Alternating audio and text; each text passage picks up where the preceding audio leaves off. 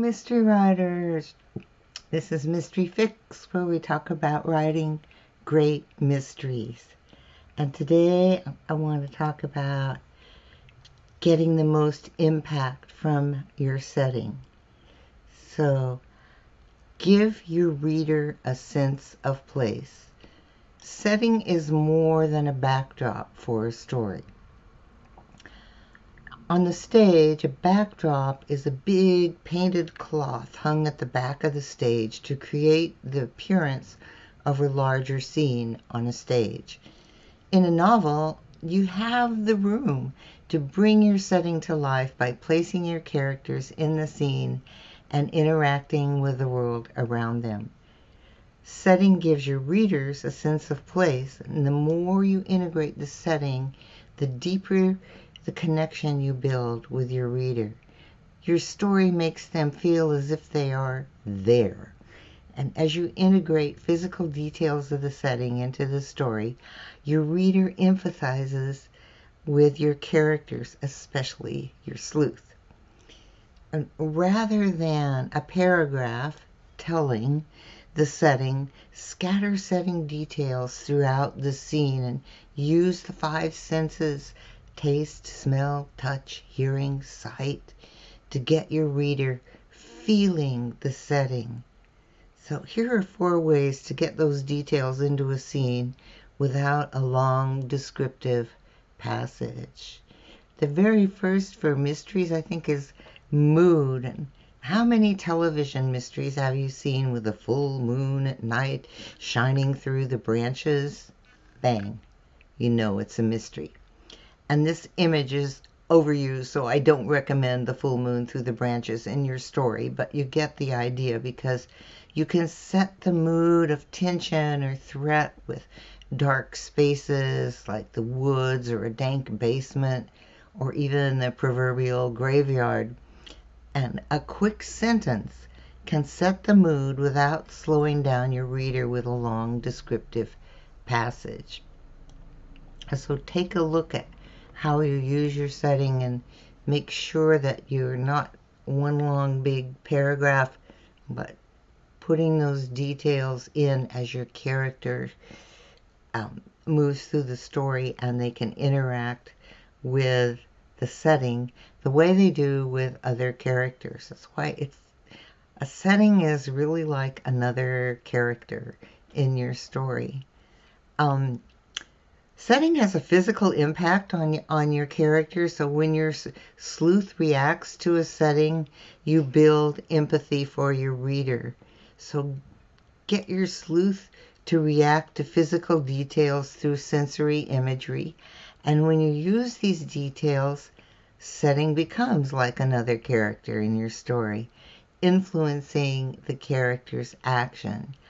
And you can do this with your first novel.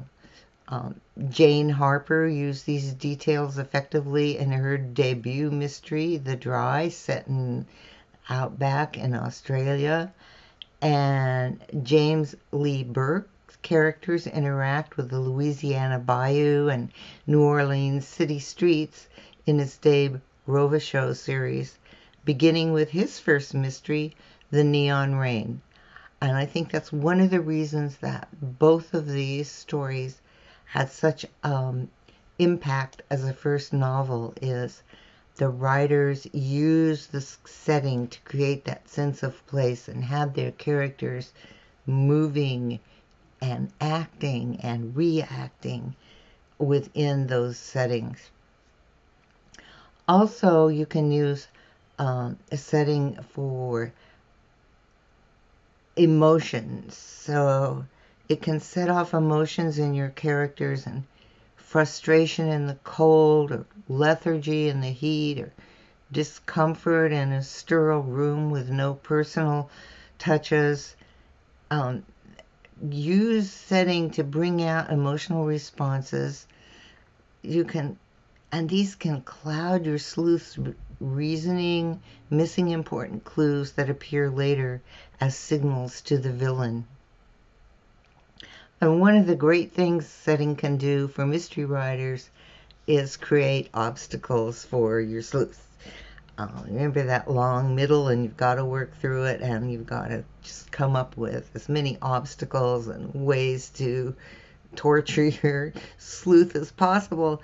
And setting is a treasure trove of obstacles, from tripping in a messy room just when she needs to confront the villain to fainting in the heat. Your setting details mess up your sleuth's life, and they're especially useful in scenes that need an obstacle to raise tension as well. So that's how setting, you can bring setting into some of those reflective, reactive scenes where there's not a lot of action, but you still want a little bit of tension. Every scene needs some tension, and you can use setting to heighten that tension.